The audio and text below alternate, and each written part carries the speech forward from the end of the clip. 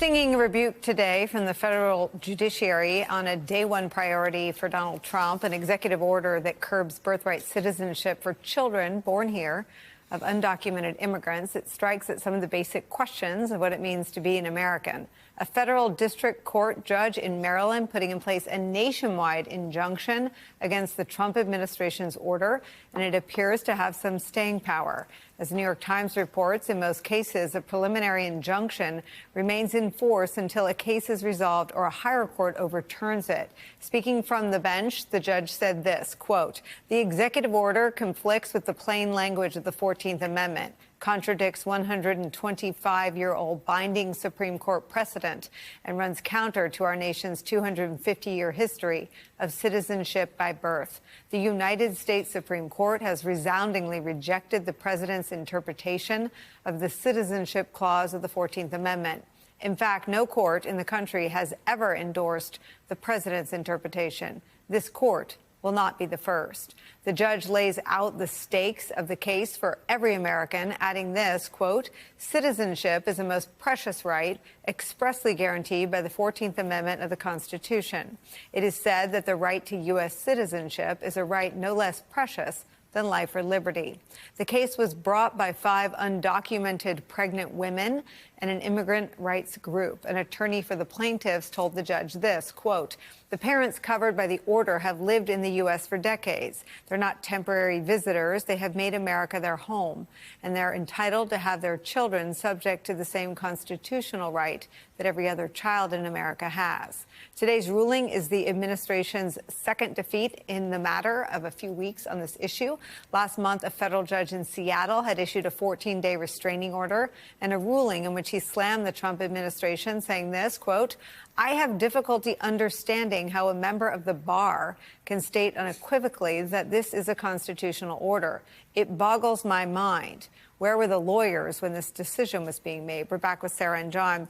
Sarah, this kind of language, when it came from, I think it was a federal judge named Judge Carter in California, seemed to focus the minds of Congress. It preceded the special the congressional investigation into January 6th. And I wonder if you think the clarity with which the judges are rebuking the overreach by Trump and the lack of any founding in the Constitution will have any slowing impact. I do think it'll have some slowing impact, but more importantly, the Constitution will have the slowing impact. I'm sorry, but I'm just going to read you the quick clause in the 14th Amendment, which says, "All persons born or naturalized in the United States and subject to the jurisdiction thereof are citizens of the United States and of the state wherein they reside. No state shall make or enforce any law which shall abridge the privileges or immunities of citizens of the United States, nor shall any state deprive any person of life, liberty, or property without due process of law, nor deny to any person within its jurisdiction the equal protection of the laws." That's it. That's what it says. And so this isn't a public opinion question. This isn't a question of like what Donald Trump thinks. It's just right there, stated plainly in the Constitution. And any judge who can read will uphold it. And so, I mean, I guess you could get to some place where there's some kind of a constitutional showdown between, Donald Trump's executive order and the courts. But there's not a Donald Trump would have to be overriding the Constitution. Like, there's just no question here. It's a straightforward thing.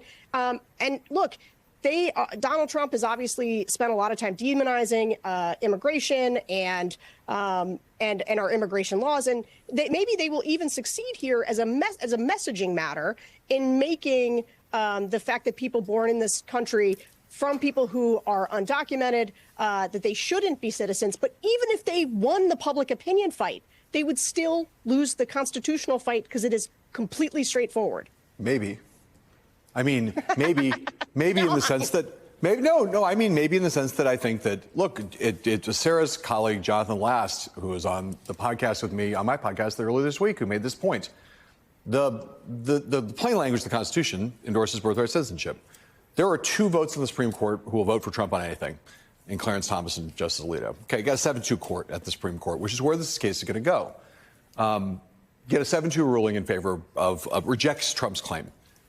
Trump, as Jonathan Last asked the question, Trump stands up and goes, tells the Supreme Court to pound sand, says, we think this ruling is illegitimate, and we're going to continue to. We're just not going to issue birth certificates to children of undocumented people in America.